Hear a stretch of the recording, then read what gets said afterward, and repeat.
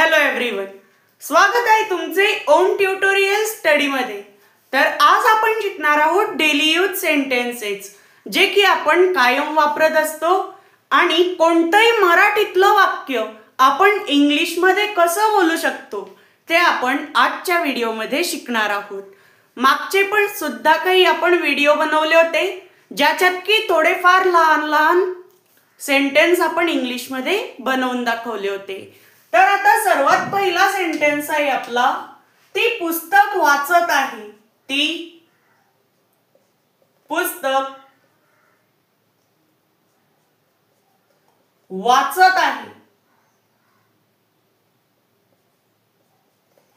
आणि अशा प्रकारे सेंटेन्स सेंटेन्स पाठ करायपेक्षा आपल्याला बनवता येत असतात। तर आता ती पुस्तक वाचत आहे, जर तिथे तो असतो तर तिथे आपण लावला असता ही, पण तिथे ती आहे म्हणून आपण लावणार आहे सी।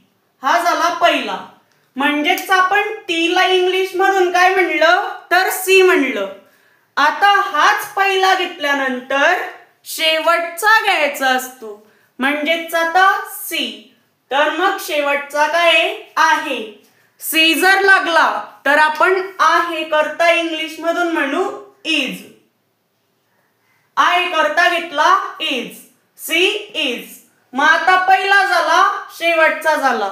मग आता आपल्याला काय करायचंय, इकडून वापस यायचंय। मग आता इकडून वापस येताना वाचत, वाचतला आपण काय म्हणतो इंग्लिश मधून तर रीड, म्हणून इथे आपण घेतलं रीड। आणि वाचत आहे, वाचणं पूर्ण झालेलं नाही आहे। जर काम पूर्ण झालेलं नसेल तर आपण पुढे आयएनजी फॉर्मचा वापर करणार आहे, म्हणजेच आता रीड।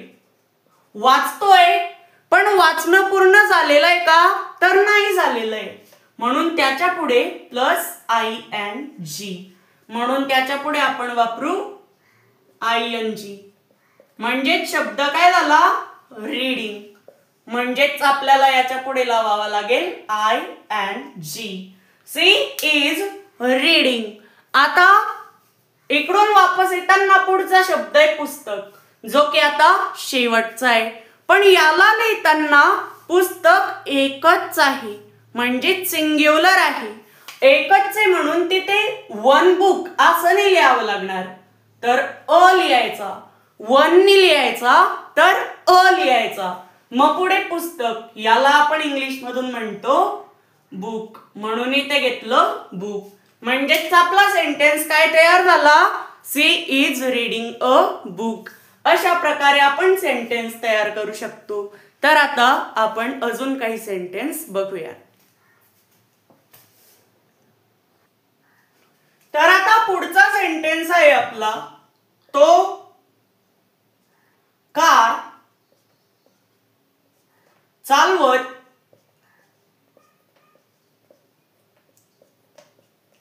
आहे। तर आता हा सेंटेन्स कसा बनेल, याच्याकरता आपल्याला प्रत्येक वर्डचा इंग्लिश अर्थ माहित पाहिजे। तर बघा आता तोला आपण इंग्लिश मधून काय म्हणतो तर ही, म्हणून इथे आपण घेतला ही। मग आता आपण काय करतो, पहिला घेतल्यानंतर शेवटचा घ्यायचा असतो, म्हणजेच आता पहिला झाला तर आता कोणता घ्यायचा शेवटचा। तर ही जर आला तर आहेला पण आपण इंग्लिश मधून म्हणतो इज। ही इज पहिला झाला, शेवटचा झाला। मग आता इकडून असं वापस यायचंय, तर आता चालवत, याला आपण इंग्लिश मधून काय म्हणतो ड्राईव्ह। आता ड्राईव्ह मधला चालवत आहे, चालणं पूर्ण झालेलं नाहीये, चालवणं पूर्ण झालेलं नाहीये, तर काम सुरू आहे। मग आता याच्या पुढे असा आयएनजी लावून टाकायचा का नाही, तर मग आता याच्यात काय करावं लागतं तर ई काढून टाकायचा। जर ई शेवटचा असेल आणि काम पूर्ण झालेलं नसेल म्हणून आपल्याला आयएनजी लावायचा आहे, म्हणून ई कट करून टाकायचा, ई त्याच्यातून काढून टाकायचा। म्हणजेच काय उरलं तर ड्रायव्हिंग। म्हणजेच आपण इथे लिहू ड्रायव्हिंग. म्हणजेच ही इज ड्रायव्हिंग. मग आता तो एक कार चालवतोय असं दाखवण्यासाठी आपण अ चा वापर केला आणि मग कार. ही कारला इंग्लिश मधून कार म्हणतात. He is driving a car. हा झाला आपला सेंटेन्स तयार. तर आता आपण आपला पुढचा सेंटेन्स बघूया. मग आता आपला पुढचा सेंटेन्स आहे मी चहा पीत आहे. तर मग आता मीला आपण इंग्लिश मधून काय म्हणतो तर आय. आणि जेव्हा आपण स्वतःविषयी बोलतोय तेव्हा आपण आयचा वापर करतो आणि जर आयचा वापर झाला तर आहे करता आपण एमचा वापर करतो. म्हणजेच या आहेला आपण वापरू एम. I am. मग आता एवढं झालं. पहिला झाला शेवटचा झाला. पीतला आपण काय म्हणतो तर ड्रिंक. पिणे. ड्रिंक म्हणजे पिणे. आणि पिणं पूर्ण झालेलं नाहीये म्हणून आपण इथे वापर केला ING. I am drinking. I am drinking. मग पुढे काय घ्यावं लागेल टी. कारण की चहा एक आहे म्हणून अ चा वापर केला आणि चहाला इंग्लिश मधून टी म्हणतात म्हणून इथे टी घेतला. ओके. एवढे सेंटेन्स समजले. तर आता आपण आपला पुढचा सेंटेन्स बघूया. तो शेतात जात आहे. तो शेतात जात आहे.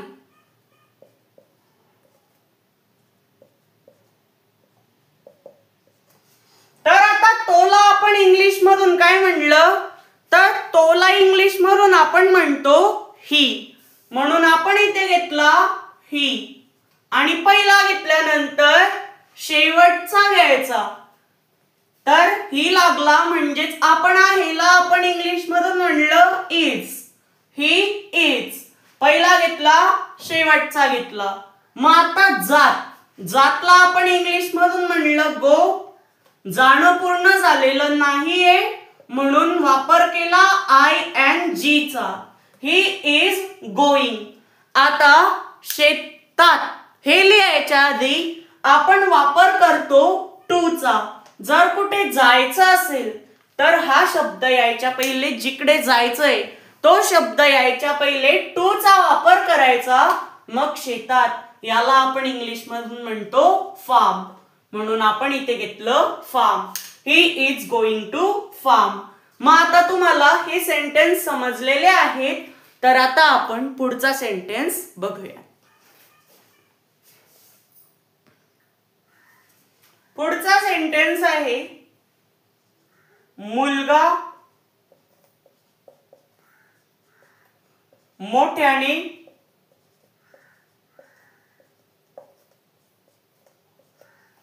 बोलत आहे.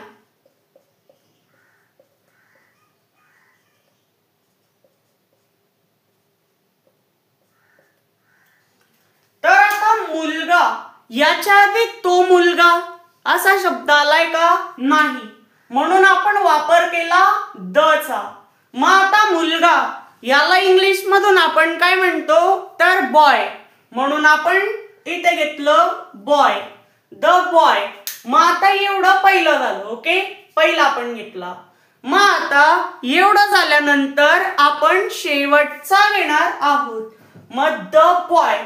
मग आता असं जर असलं बॉय जर असलं तर आहे करता आपण वापरणारे इज. The boy is. मग आता बोलत बोलत याला आपण म्हणतो स्पीक. आणि मग द बॉय इज स्पीक. पण बोलणं पूर्ण झालेलं नाही आहे म्हणून ING यांचा वापर केला. The boy is speaking. मग आता मोठ्याने याला आपण इंग्लिश मधून म्हणतो लाऊडली. लाऊडली म्हणजे मोठ्याने. The boy is speaking लाऊडली. मुलगा मोठ्याने बोलत आहे. तर आता हा सेंटेन्स समजला. तर आता आपण आपला पुढचा सेंटेन्स बघूयात. मी माझा गृहपाठ पूर्ण केला आहे. मी माझा गृहपाठ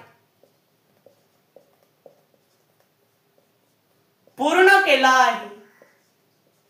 पूर्ण केला आहे. तर आता मीला आपण इंग्लिश मध्ये काय म्हणतो?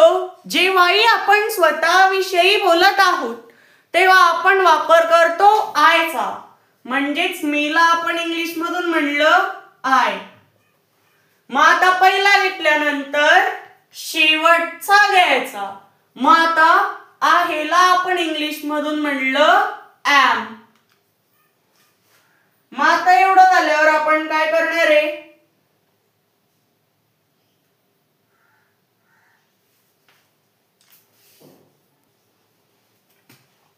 मग आता पूर्ण, एक मिनिट फक्त. हा बघा, मग आता पहिला झाला, शेवटचा झाला. मग आता वापस यायचंय. हा जो केलाय याला सोडून द्यायचं. मग आता पूर्ण याला आपण इंग्लिश मधून म्हणलं कंप्लीट. आणि जर काम झालेलं आहे तर आपण ईडीचा वापर करतो. पहिलीची असेल तर आपण फक्त डी वापरू. काम झालेलं आहे म्हणजे तो पूर्ण वर्तमान काळ आहे. म्हणजेच पूर्ण वर्तमान काळात ईडी वापरला जातो. I am completed. मग आता एवढं झालं. मग आता केलाला जसं सोडलं तसं गृहपाठ हा मेन शब्द आहे. म्हणून माझा पहिले घ्यायचं, कारण की माझा गृहपाठ पूर्ण झालेला आहे. म्हणून आय एम कंप्लीटेड माय.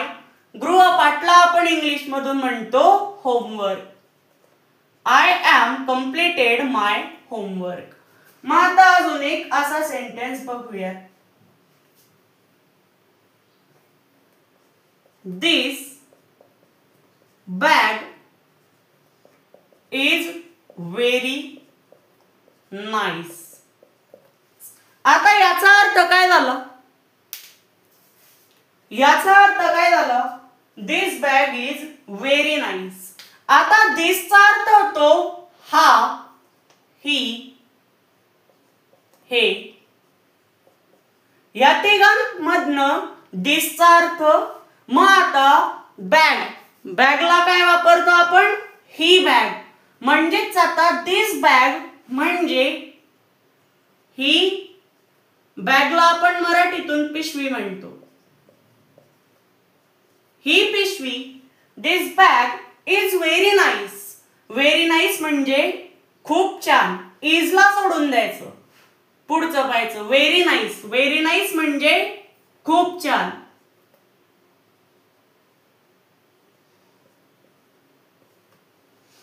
ही पिशवी खूप छान. आणि इजला घेतलं आहे, म्हणजेच ही पिशवी खूप छान आहे. बघा, अशाच प्रकारे आपण इंग्लिशचा अर्थ मराठीमध्ये सुद्धा समजू शकतो. मग आता पुढे, तो मोबाईल पाहत आहे.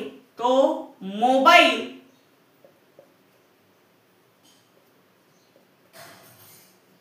पाहत आहे.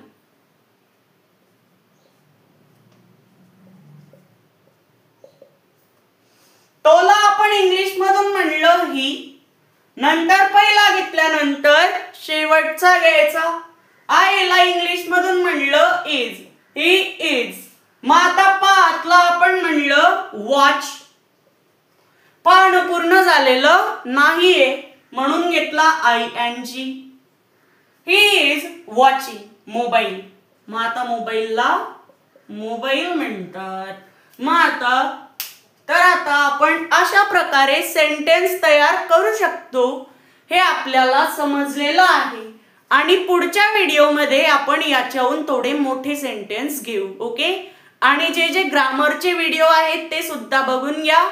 आणि याच्यानंतर एक ग्रामरचाच व्हिडिओ येईल, मग याचा पार्ट 2 येईल. ओके.